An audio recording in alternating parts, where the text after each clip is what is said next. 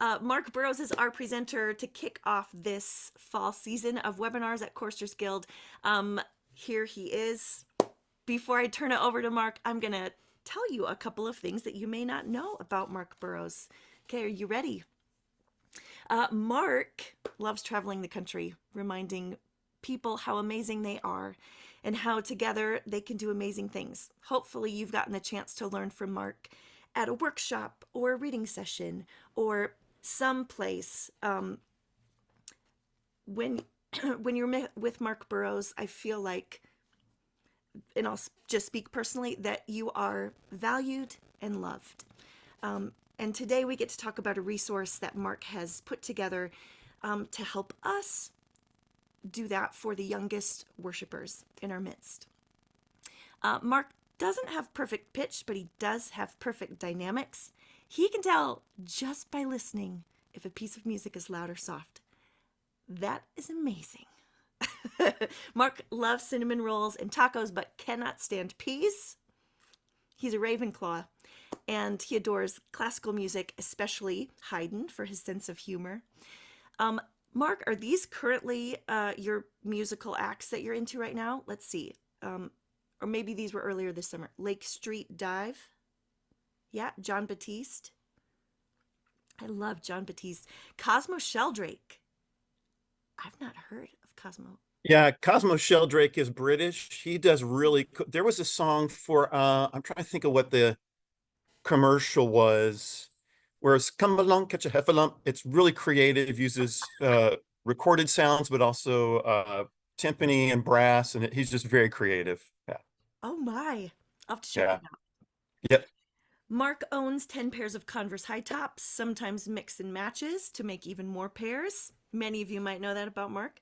Mark lives in Fort Worth, Texas with his wife Nina, works at First United Methodist Church as director of children's ministries, but also is very involved in music, youth choir. Do you lead the children's choirs also? Yes, Yes. Mm-hmm. all of it. Yeah, Woo! Okay. yeah, it's a lot. Occasionally, Mark feels sorry for himself because their daughters Emma and Grace have moved away to college. Emma on the East Coast, Gracie in Texas, and they're becoming a nurse and music therapist. And for sure, they will do their best to save the world. Um, Mark is here to talk to us today about Worship and Wonder, which is Mark's brand new resource. Do I even have it? Gosh, I'm not prepared. I'll find it here in just a second so I can show it to. Oh, Mark has it. Great. This has been such an exciting resource to release throughout the summer. Those of you who are at CGI, hello, CGI friends, experience some of this in our worship at CGI. I'm excited for Mark to share in his own words about this resource. If you have any questions or have any comments or any here's, feel free to use the chat. And then if we have time at the end, we'll ask Mark all of our burning questions. So Mark, thank you for being with us. Take it away. Sure. Thank you, Katie, and thanks to everyone for being here. This just means a lot to me. I'm grateful. Um, so I'm in my office right now. This is where the magic happens, or the insanity happens, or a little bit of both. And just on the other side of this wall, which is that way, is where every Sunday morning I get 10 minutes to be with 2 and 3-year-olds for what we call Music with Mr. Mark. But it's actually it's like a little worship experience. And we're going to break it down in a little bit, but my undergrad music education professor, Barbara Brinson, would always say experience before analysis. So what we're going to do is we're going to go through and we're going to experience it together. This is more or less what I do on Sunday mornings. I also we have a preschool that's just downstairs. So I get to do research all the time. And I get to go observe and see what works well. And we also do chapel once a month with everyone from 2 to 4-year-olds and even some 5-year-olds. So this is all very much tested. Uh, some of it, the stuff that didn't work as well didn't make the cut. So before it goes in the resource, I try it out and see if it works, and then I tweak, tweak, tweak. So this is more or less what it looks like. It never looks the same way twice because you just got to be flexible with preschool and 2-year-olds. And so with that, here we go. So let's imagine that we've all just come together. We're all from different parts of the country, but we've all come to this kind of circle time together. And we start with a ritual of welcome. And it's a simple song, and I'm going to teach it to you. It goes like this. Welcome to a place of hope. Excuse me. Welcome to a place of hope. Welcome to a place of hope. And as we sing that, we wave to our church like this. Welcome to a place of hope. Welcome to a place of hope. And then we sing, all of us together, and hold your arms out wide, but don't bop your neighbor. All of us together, held in God's embrace. So let's try that again. All of us together, held in God's embrace. Welcome to a place of hope. Let's sing the whole song. Here we go. Welcome to a place of hope. Welcome to a place of hope. All of us together, held in God's embrace. Welcome to a place of hope. And I'm going to try and go through our time together without a whole lot of editorializing, but just to stop and say, after a few weeks, you can change it to welcome to a place of peace, welcome to a place of love, to a place of faith. Along the way, there's different ways that we can tweak our ritual so that keeps it from becoming a rut. And that's one of the things that we can do that's incredibly simple, that doesn't require any additional preparation or work or props. Okay, editorializing over. Next song. So now we're together, we've had a ritual of welcome, and it's time for another song. And this song is called Church Friends. And it goes like this. Church friends, church friends, church friends are friends for life. And we can wave to our church friends if we want to. We can mix it up and we can pat on our laps to a steady beat. Let's do that since we've waved for one song. Let's pat on our laps to a steady beat like this. Church friends, church friends, church friends are friends for life. And then we go always around. So do always around through the ups and downs, through the ups and downs. Church friends are friends for life. Hey. And our littlest, that's the only word they remember, but they say it with enthusiasm. And you know what? That's enough. Let's do the whole song. Ready? Here we go. Church friends, church friends, church friends are friends for life.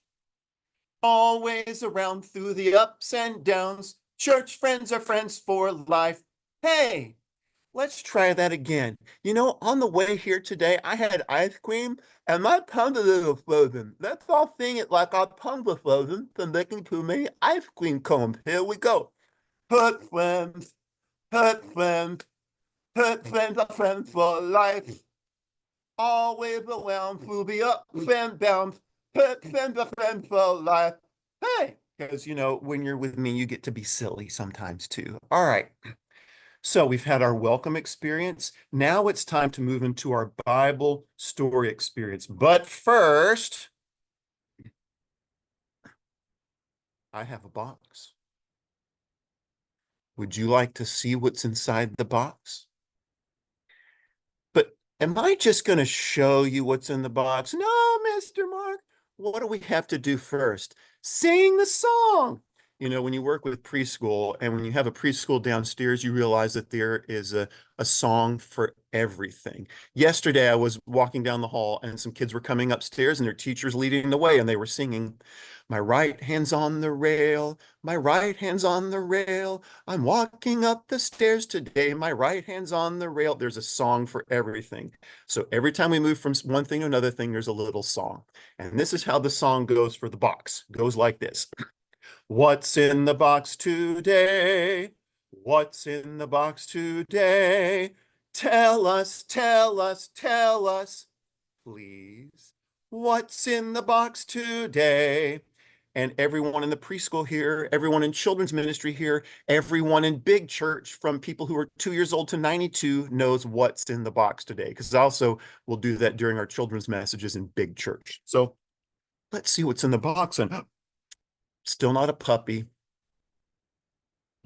But if you look at that, that's a little house made out of Lego bricks. It's a little house. Hmm.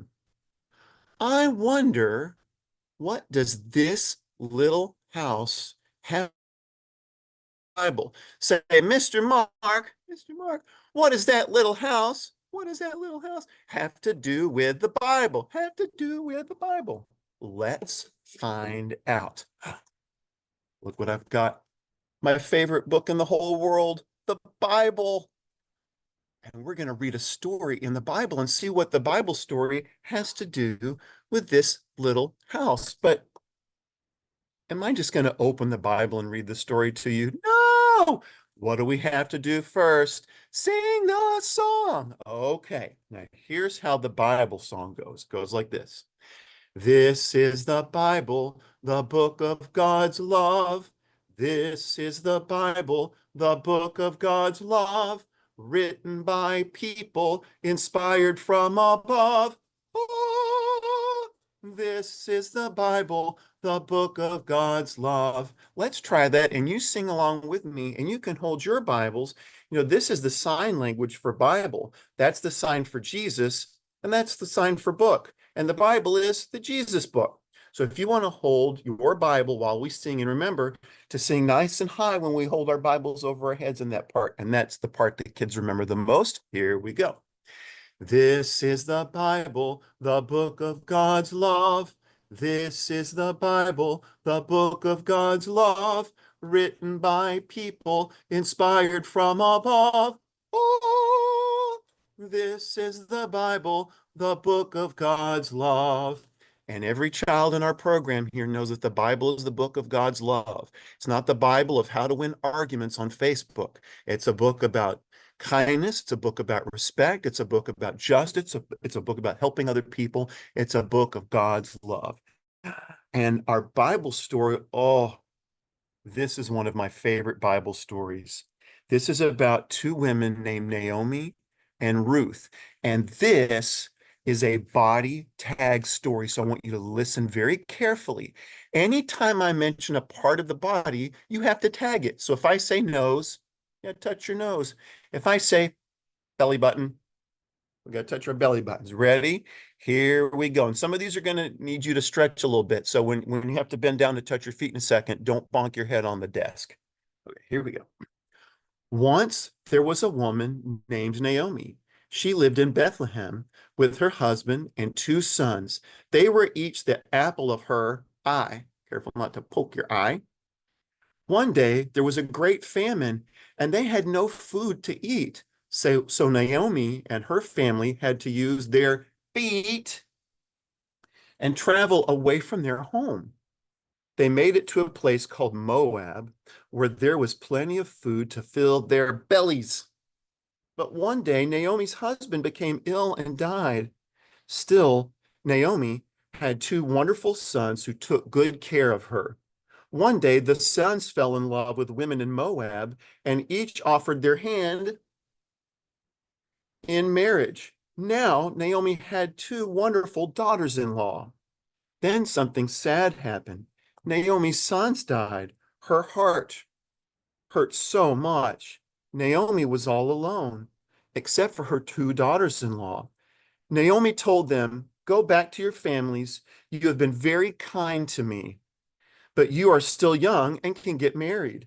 Tears filled the three women's eyes.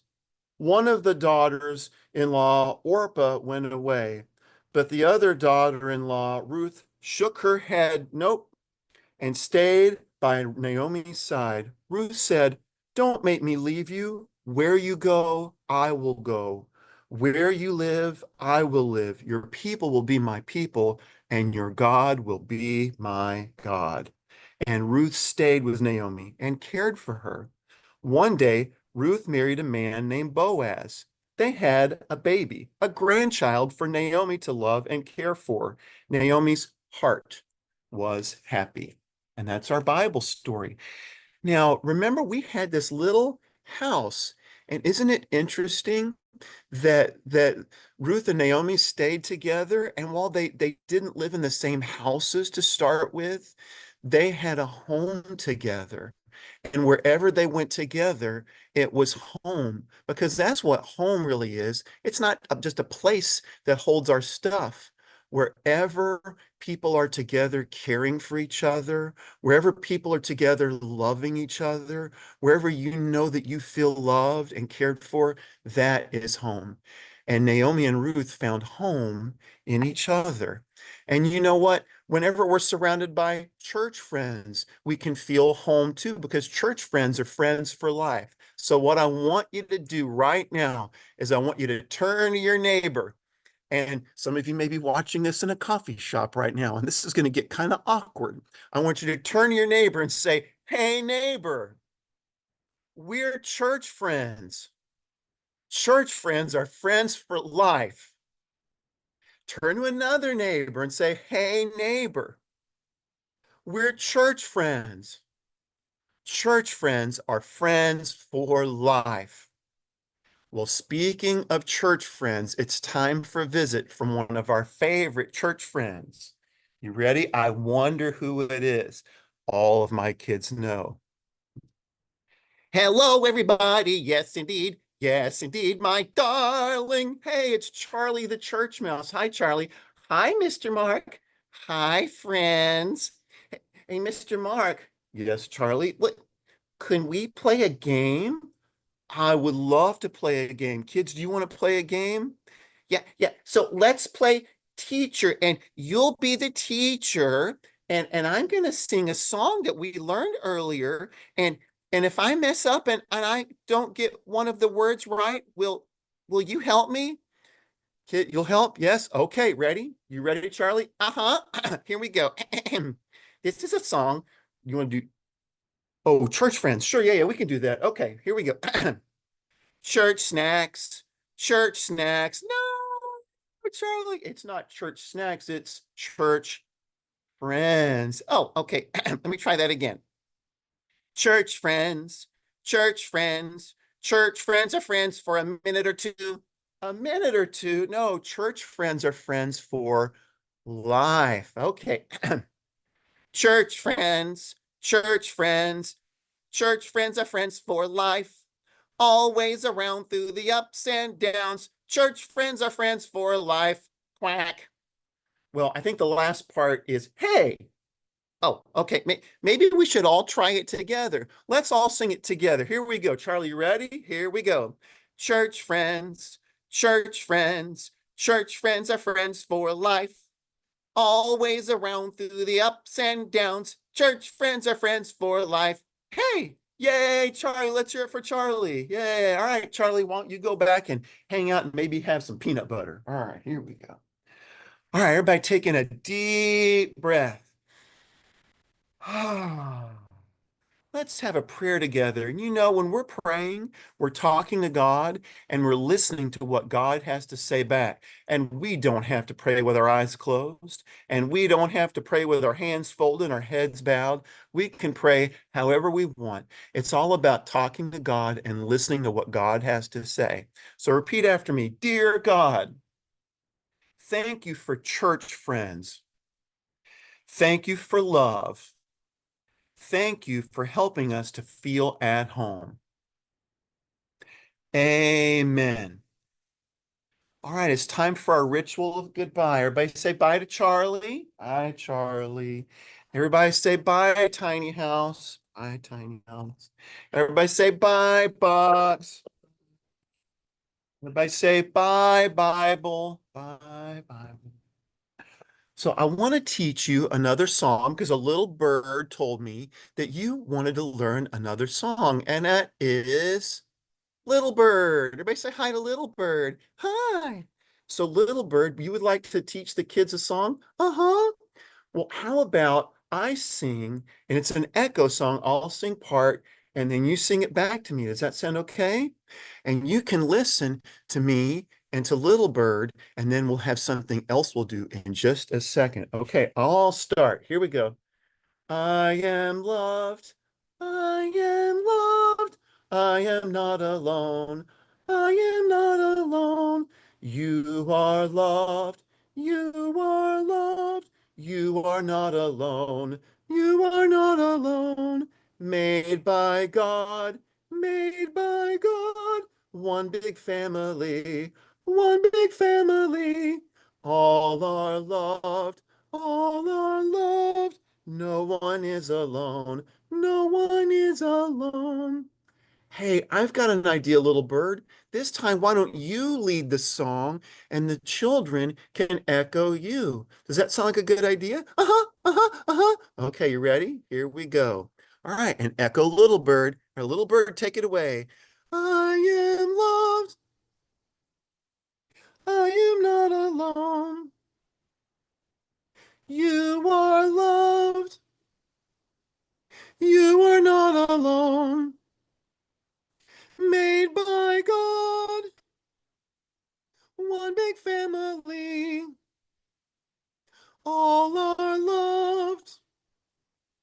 No one is alone. Beautiful singing, children, and beautiful singing to you, little bird. All right, friends, always remember you are not alone. God loves you. Jesus loves you. Your church family loves you very much. See you next time. Bye bye.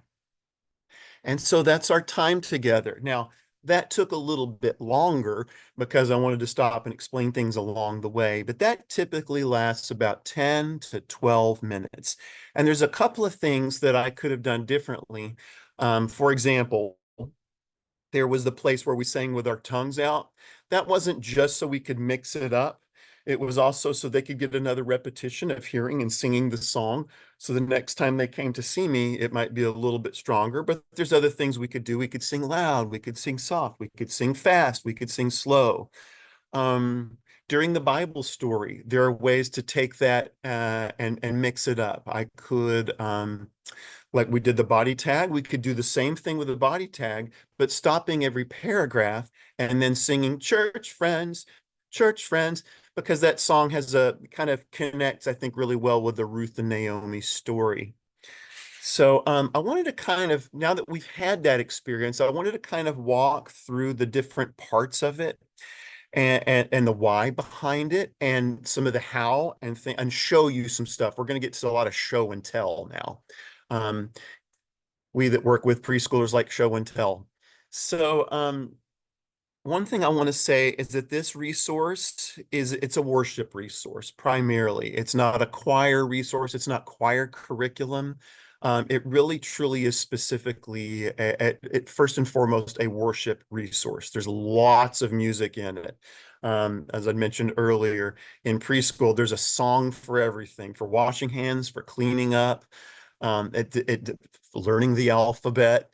So there's a lot of music, but it really is about worship, and there's a lot of routine, and it's built on the idea of routine and ritual, and routines are incredibly important. And what takes something from being a routine to a ritual is that added layer of meaning that really connects children to each other and to a sense of community. Not this past summer, but the summer before, my youngest Gracie and I, we got to go through Pittsburgh, and we went to the Heinz History Center, where there's a wonderful Mr. Rogers display there with King Friday's castle and his sweater, his red sweater, and tons of things, puppets, and it's just, amazing. And there's a little placard where it talks about that ritual of putting on that sweater and then hanging, and it really was a ritual. It was more than a routine. It was a routine plus meaning.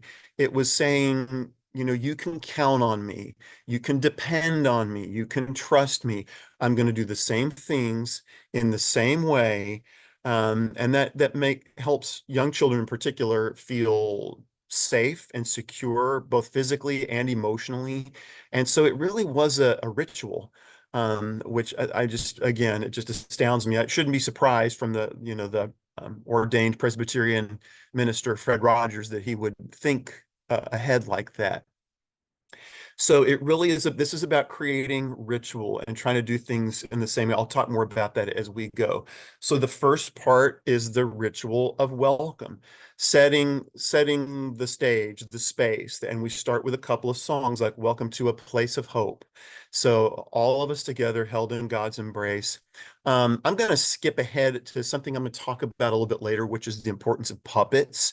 To talk about one of the puppets that I keep with me every time I do that. And that is a puppet named Zoe. And Zoe lives in a watering can. And Zoe is shy and quiet. And so we're talking about routines being important and the ritual of it. Well, I have a space where I do this, and the 2 and 3 year olds come to me, and that can be a little bit unsettling. So imagine you're a 2 or 3 year old and you go to a building that you don't typically go to. Maybe you do go to a preschool, but you go to maybe it's somewhere else, and you only building once a week for an hour to 2 hours tops. And then your mom takes you to a room and then leaves you with people that you really don't know that well. And then those people take you out of that room to another room, away from the room where you know mom can find you. That can be a little hard for little ones. There's reasons why we do it. We're trying to get children used to in safe ways, going from one place to another, learning to trust, but that has to be dependable every single time, so that over the course of time they go, oh, it's okay. Everything is going to be okay. I'm a little distressed about going from one room to the next, but mom always comes back or dad always comes back, and my teachers always take care of me every step of the way. That's how we learn that trust.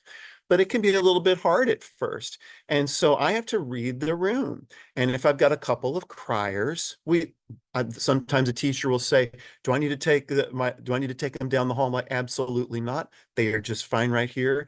And that's when it's time for Zoe to come out. So I don't do my big fun song first. First, I do Zoe. Zoe. Now, Zoe only comes out when we use our gentlest voices. So let's all go, Zoe. And the kids will go, Zoe, come play with us. Come play with us. Oh, Zoe's a little shy today. Let's sing our welcome song, but using our gentlest voices. Welcome to a place of hope. Welcome to a place of hope.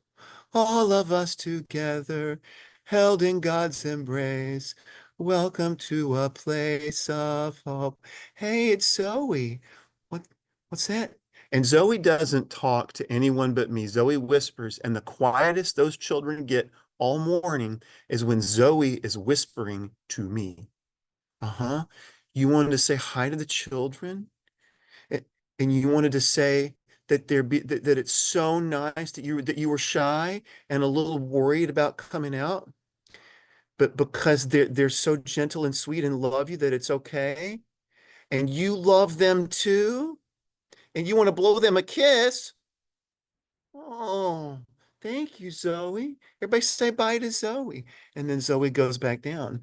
And usually, not always, but usually, the children who are more distressed or crying, they're not crying anymore because there's someone who needs a little bit more nurture than they do. And they've also seen me model that it's okay for Zoe to have feelings, and it's okay for Zoe to be uncertain. And we're all going to be kind with each other, and they're seeing that this is a place of hope, that it's a place of kindness. They're seeing that modeled through Zoe. And then we start to let loose a little bit. Those first few weeks of the school year, when I'm seeing those 2s and 3s, or even the pre-Ks in chapel, we're not doing our big crazy dances just yet. We're just I'm letting them know it's okay, you're in a new place, and we're going to explore together. So it makes sense. So there's that song. Then I'll do either some kind of movement activity. We can do freeze dance where I'll play a musical instrument and they wiggle around and then they freeze.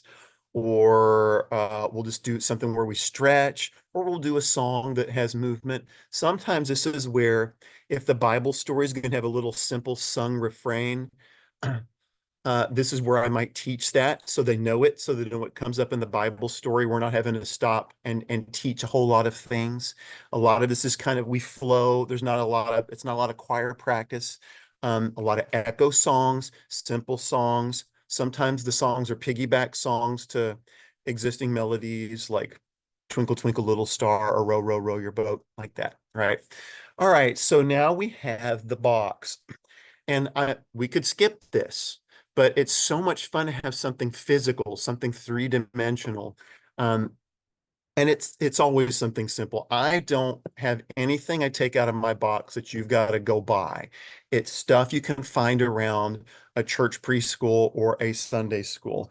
And so so simple. Maybe it's something I have to make, but it takes like a minute. You don't need to be go hunting around or spending lots of money on figurines. Um, These are little wooden figurines you can get at a craft store. They're like $3 and you get a whole bunch of these. Simple, some other things like a little boat, a cross. These are my paper friends for when we do the Bible story of the four friends bringing their friend on the mat to be healed by Jesus. So all of those, and I have keep a little case. I don't know if I've got my case here with me. Ah, hang on. It's the good thing about doing this in my office. So this is a little lead case. And so I have all the stuff I need in the case already. So I don't have to go looking for stuff to put in the box for every single time I'm doing a worship experience. It's all right there. And just one thing goes out of a box, the next thing goes in the box. And I have a bigger box I use in big church. This is a little box I use. I'll tell you why I use a little box in just a second.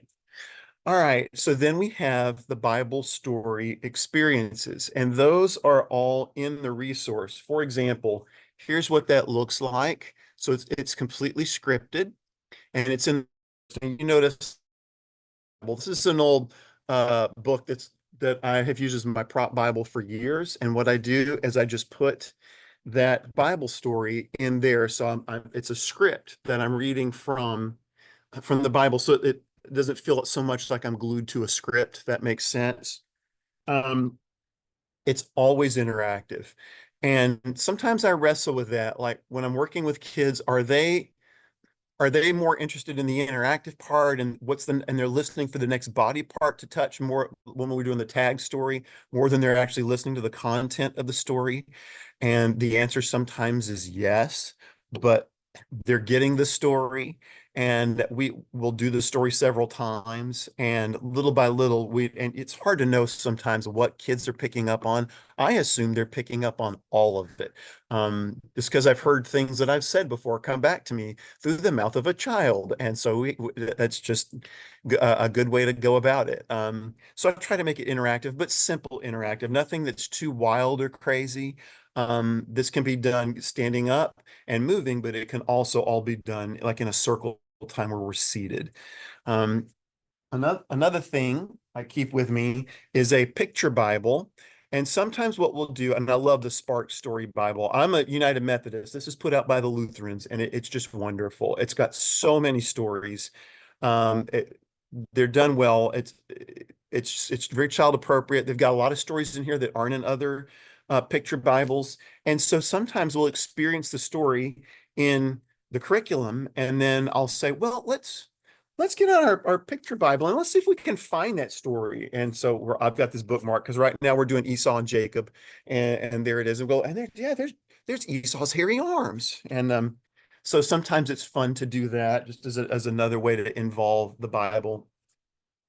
Then we turn to our neighbor. I think that the whole idea of church friends, have you ever noticed, like in a choir practice, like a student, as soon as you stop to say, okay, something you need to work on, they start talking to each other? Or in big church, when the prelude is playing and people are just talking, and the louder the prelude gets, the louder people talk. It's because people are excited to see their church friends.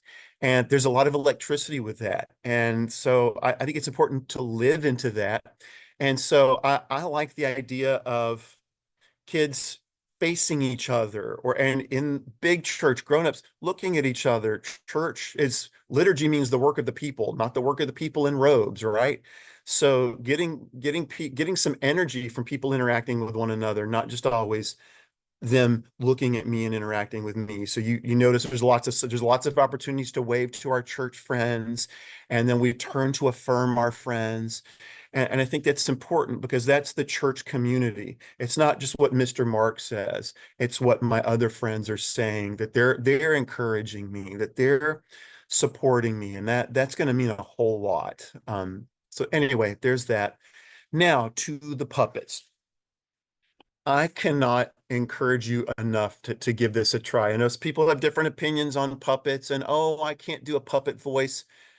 Do the voice you can do. Like I do Charlie the church mouse, because that's a voice I can do. I do about 10 different puppets, and half of them had that same voice. Um, I love Charlie the church mouse. The children love Charlie the church mouse, and if I don't bring out Charlie every single time, there have been tears. Like one time we were running out of time and I'm like, we got to go. But I wanted to tell Charlie something.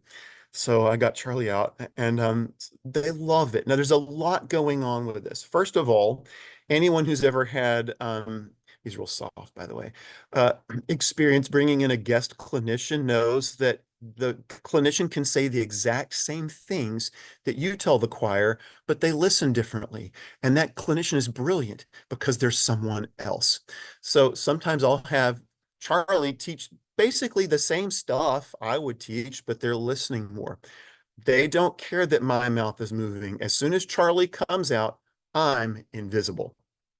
And that's fine. So don't worry about needing to be a ventriloquist or hiding to make it more real. The kids don't care. They look at Charlie. They're looking right at Charlie's eyes. They love Charlie. Now that song that we do, that's our bit.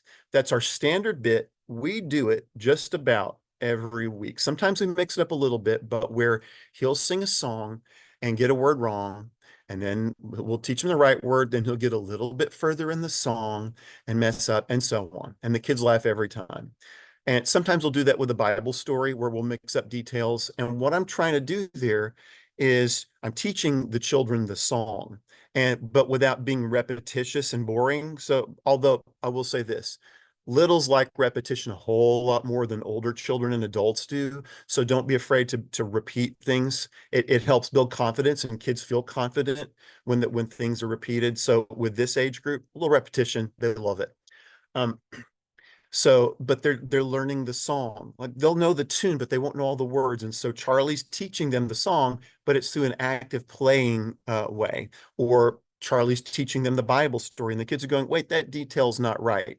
A turkey wasn't what flew back with the branch to the ark." So that that you make it fun. They love Charlie. They love Zoe. Little Bird was new. I just started working with Little Bird recently because I wanted to try something for teaching an echo song where they got more opportunities to hear the echo. And then for me, with my baritone voice, it gave me a chance to have a puppet figure sing in falsetto in the children's register and have them match. A lot of times I'll still sing in falsetto with this age. My third to fifth grade kids, they're fine with me singing in Mr. Mark voice, and they sing it up the octave. With the littles, sometimes it really does help, but I can't sing up there too long or it really starts to hurt. So Little Bird is very helpful, and they love that it's little, and it's just so sweet. All right. And I love cardinals.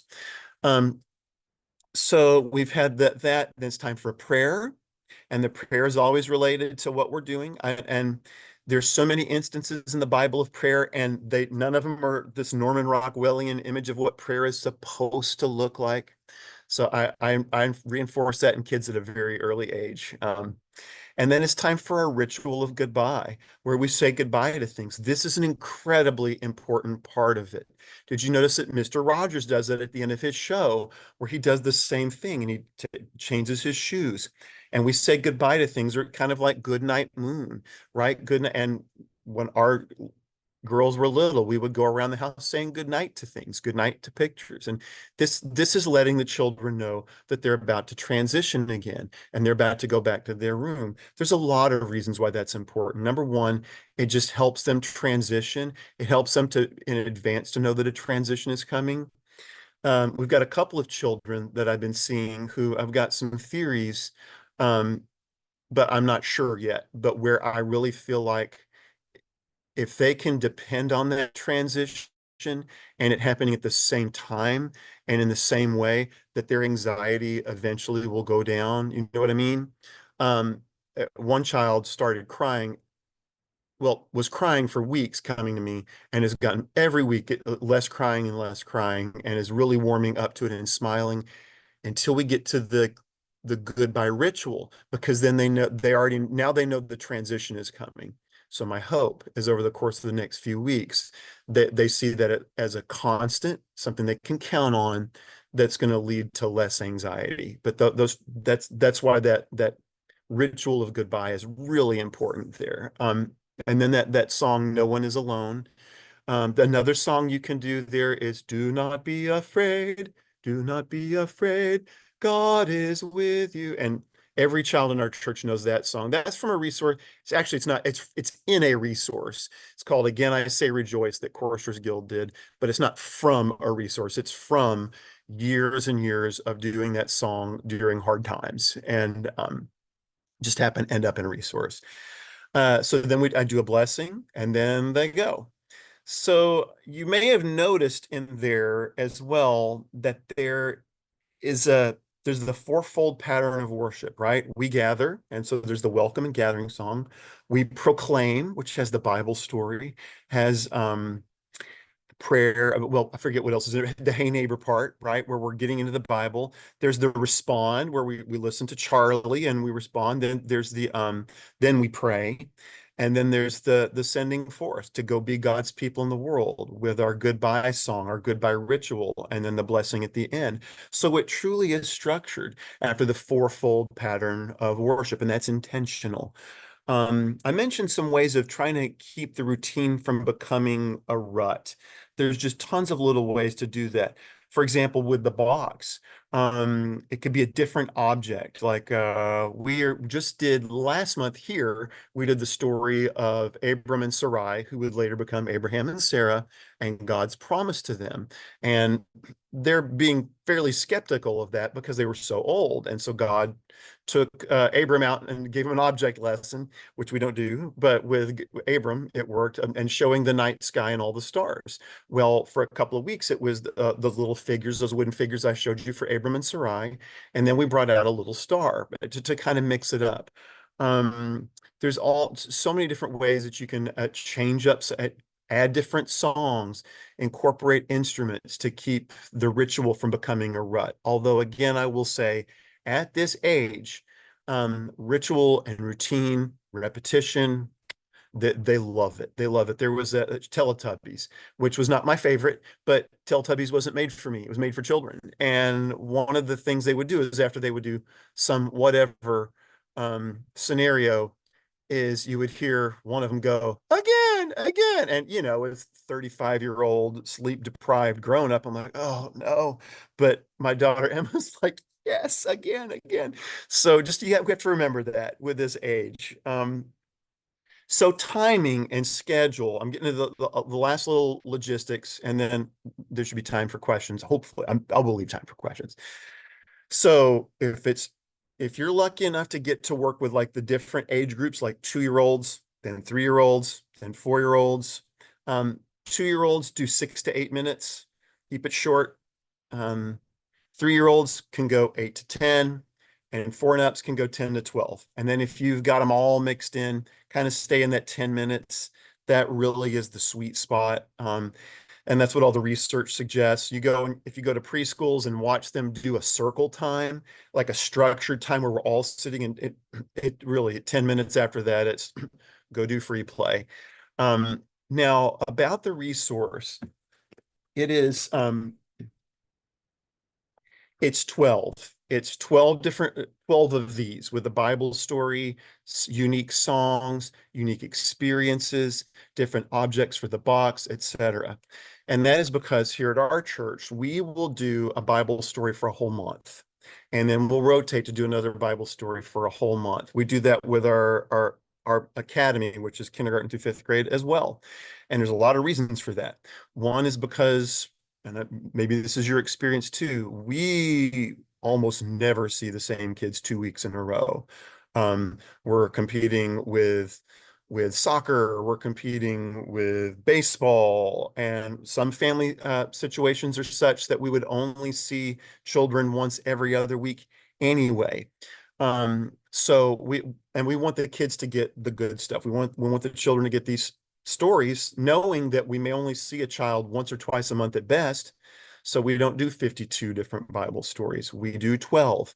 And that's great for this age because 3 weeks in a row getting the story, they love it. That really is helpful. So, but taking the keeping it from being a rut, that's where switching out the object midway through the month, like last month with September had 5 Sundays. So it was nice to have a different object to put in as a mid-month surprise, or doing a different song. There's a lot of ways to do that. So anyway, that's why we do it that way. Also, it wouldn't, I can do, because I'm also the one who leads these for our kids. I love doing it. I think it's important for me to get to do it. Um, I can prepare 12 sets of objects for the box. I can prepare 12 different songs, look at 12 different passages of scripture. But if I had to do that 52 times a year, I don't know that I could do it. And I think I would treat this more as a script instead of a guide. And my head would be down in a book instead of really being present with the children, which is the other reason. Now, for those of you who really want to mix it up and have it be a different story every week, the good news is this is volume one of a 5 volume set that are going to come out every year. At the end of 5 years, you're going to have, if my math is correct, 60 of these. And so if you chose to, you could do them once a week or 2 a month. You can do that. So, but right now it's that. Um, so I said we have a special place for it. We have a preschool downstairs that's a weekday school. I like them coming upstairs for a couple of reasons. Well, upstairs is where the big kids are, the kindergarten through fifth graders. I like them being upstairs because I want them to get used to that environment so that it's not jarring when they're 5 years old and coming up. Also, those preschool rooms kind of are preset. They've got their things, and they're busy, but that's by necessity. And I can take them to a space where it's significantly less busy. There's not as much visual noise or stimulation. And so we can have a worship experience where we can have prayer, or we can have intentional breath time. And there's not 1,000 toys that the kids are all looking at. Um, but for a couple of years, I went into their rooms and I would go in with a basket and had a big blue blanket. And we'd all sing, "Come and sit down on the big blue blanket, come down on the big blue blanket." And now we have our own space for this intentional worship time. In terms the other thing, and it's to make it portable, but that I still do, this is really important, is everything I have fits in a vintage suitcase. So what I have in here, the box fits in the suitcase. All of my puppets fit in the suitcase. The different Bibles fit in the suitcase. There's a little pouch on the lid where I can put the curriculum. I've got an extra bag where I keep all my different musical instruments, different sound effects instruments, because sometimes we want to, like the sound of the crowd shuffling their feet, or there's a slide whistle. The 4 friends lowered their friend down, and then eventually he was healed and he got up. So, and all of that fits in one suitcase. I still use this suitcase every Sunday. Charlie comes out of the suitcase. It almost creates like a little stage. And then it's also, I used to carry a little frame drum in there, but that hard suitcase is a perfect hand drum. So anything I do with rhythm, that's the drum I use as the suitcase. It's just so much fun. And so that travels with me anywhere. I can do this worship and wonder time literally anywhere. Um, I like to lead it, but this can be done by a choir director. It can be done by a volunteer. It can be done by a volunteer with very limited music reading experience. The songs are simple. A lot of them are piggyback songs. in the curriculum, let's say you're doing this is for faithful friends. So we'll have the lead sheet right there in the body of the curriculum with the simple chords for guitar or ukulele. I would not sit behind a piano and do this. That puts a wall there. I don't even I used to play a baritone ukulele because it's like a cheater's guitar because it's only got four strings. I don't even do that anymore. We do it all a cappella and it's great. And just we just use our voices, but the chords are there. And then in the back, there are the fleshed out piano parts. So if you there's a song you like and you wanted to use it as part of a children's choir rehearsal or do it as a mini anthem, you have a fleshed out version of that you can do. Um, the ranges are simple. Nothing is more than an octave, and in most cases they're a sixth, and they never go lower than C. And usually they go up to about an A, occasionally touching that octave C. It's hard to find a ton of different kinds of songs, but with all my original songs, I really try to keep it an octave or less. Pre-K, that's really huge. And so what it's not, you may be thinking, okay, great, 10 minutes. Now, what do I do with the other 50 minutes? Because most of us are in situations where if we do it on a Sunday morning as part of worship, where we're doing faith development, but a lot of people outside of our wing look at us as childcare or babysitting. And so they're doing stuff for the other 50 minutes. Or maybe you want to do this on a Wednesday evening as part of a rehearsal experience. But so what do we do with the rest of that time? So this is not a lot. You're not going to find any reproducible worksheets. Curriculum at this age is what happens, not what's on a piece of paper. And in the next volume, I'm going to offer some suggestions of ways you can curate your space to give children opportunities for curated free play that can touch on some of the learnings that they're doing, but is still unstructured. That 10 minutes is your structured time. Don't count on any more than that. And don't do coloring sheets. At this age, it's just the best activity sheet you can do is a blank piece of paper and crayons. In fact, I might even put that in volume 2 with permission to photocopy that blank piece of paper. That's just the absolute best thing you can do for this age group. So it's not going to have activity sheets, and which is really just busy work. Someone had made up a bunch of coloring sheets because we were gonna have a lot of children in a worship service, and they said, "Well, just to make it more child friendly." And I'm like, "You're making it more adult friendly. You're giving the kids something to do to keep them quiet and still while the grown-ups have church. If you want to make it children friendly, make the worship more child friendly." So yeah, sometimes that can be a real pain when it comes to that. Anyway, that's it in a nutshell. And there's actually a few minutes left. Unbelievable. Unbelievable. I didn't run my mouth too much. So, friends, if you've got questions, thoughts, let me have it. Yeah, use the chat if you have some questions. Mark, I was answering someone's question about whether there's a webinar for All Hands In because she would like to see the same thing that you did for this resource, and so I posted that link. But it was when you were talking about there are 12 worship units. Um, Yes. and did you talk about the 5 volumes that are? Yes. Okay, you did And then. so there'll Okay. be there'll be 60 altogether. Yeah. Yeah. Yep. Awesome. I actually remembered that. Yeah. Good. Did you? Yeah. Sorry, this is like on the same topic, but I was looking for the link. So if you've already said this, great. Did you?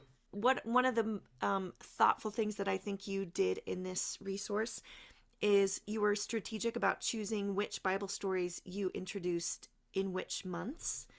For example, like Mm. the October story. Can you talk? Did you talk about that?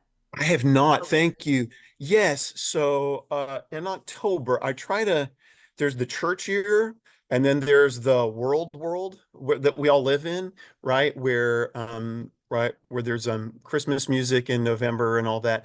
And one of the things is October is Halloween. And that's not a holiday we experience in the liturgical year, but it's part of children's reality, and they're going to see a lot of scary images.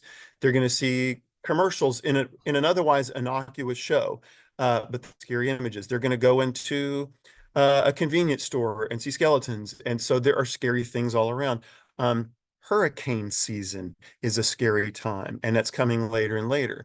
So I always try to, in October to have it be based on a Bible story about helping us through hard or scary times. Like in October, I will do Daniel in the Lion's Den, or David and Goliath, or Jesus calming the storm. Something. I'd be really intentional about that.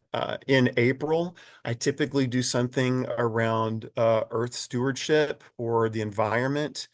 Um, so I try to be real, yeah, I try to be real specific. Sometimes they're a little more general than that, but September is usually more foundational. Like we'll do dig into the Bible or things like that. And that goes not just for my preschool friends, but also our elementary age friends as well. Yeah. Great. Um, I I don't see any questions that we have. Amanda, you have your hand raised, but so if you have a question, just chat it in. Mm. Carol Ann has a question. Where did you get the rabbit in the watering hole? Well, Folk Manis Yes. is a wonder. They do very. I should have owned stock in Folk Manis. I got so many of their puppets, and their puppets are great because they're so lifelike, they're so realistic. I mean, not Charlie. Charlie's also Folk Manis, and so is the Cardinal. Um, but they don't sponsor me in any way, by the way. I wish they would. But their features are so nice, so realistic. Oh yeah, I've got that fox. Yeah, yeah, yeah. Oh, And I've cute. got that L. Yes. I mean, And its they're head turns, right? this one doesn't. The mouth No, moves. the owl. Oh, the owl, yes. Yeah, it's got a little stick in there. Yeah. Yeah, that's we use that. We do a Harry Potter overnight retreat, and that's Hedwig. And Hedwig brings a note. Yeah, yeah. They're just and their features are so great. Yeah. And they translate like if you were going to do a puppet show in big church, they don't necessarily translate as well because their features are so natural and lifelike. But in those intimate settings like this, they're perfect. Yeah. Yeah. If you're wondering other ways to use puppets in your choir rehearsals or in whatever, there is also a puppet webinar. If you're a Choristers Guild member, that Susan Ernest and I presented a couple of years ago that you can find on Did our, yeah, yep. I gotta go watch that. I don't remember that. Okay. Oh my gosh, that sounds Yeah, fantastic. great ways to use puppets in for choir. That's awesome. Um, Great. So, yes, again, this is the book. This is, again, I say rejoice. Mark, you mentioned that. This is where Do Not Be Afraid is from. Hmm. Um, but yes, we're so excited for 5 volumes of this. I was just sitting here. I wish maybe there was a camera to just watch. I was just sitting here smiling the whole time, feeling it was like a big hug. And that's what our children will feel like when we, think about intentional ways of how we lead and how we guide and how we welcome them. Um, let's see. Ingrid has a comment. In the time we have with children each week, the balance between faith formation and development of the singing voice and musicianship is always on my mind. Yeah. Yeah, Mhm. same. Yeah, it's a tricky balance. Yeah, I agree. I agree. Yep. I love that this resource, Mark has been so thoughtful about ranges, about making it very accessible for children in different ways. Like you said, how do we introduce songs? Repetition. How do we make it not a rut and boring? So Yeah, that's it's a right. brilliant, Yeah. brilliant resource. Thank You can you. find it on Coursers Guild, the website. Um, any other questions? Just reach out to us at any time. Uh, Hmm. Thanks everybody for joining us today. We have hit our hour mark, so we will let you all go. And we'll see you. We have something coming down the line. Heather Potter is going to be here to talk about her new resource, which is a choir curriculum for elementary ages. So she's going to talk about how she sequences her instruction, which is brilliant. It's going to be a masterclass in teacher preparation. Oh, I can't wait. Um, Meredith has the link for everybody there. If you want to click it quickly before I stop the webinar, it'll take you right to Mark's book on our website. Mark, thank you so much. Katie, Brilliant. thank you. It's a pleasure. And thank you, friends, for joining me. It means a lot that you were here. Awesome. We'll see you next time. Bye, everybody.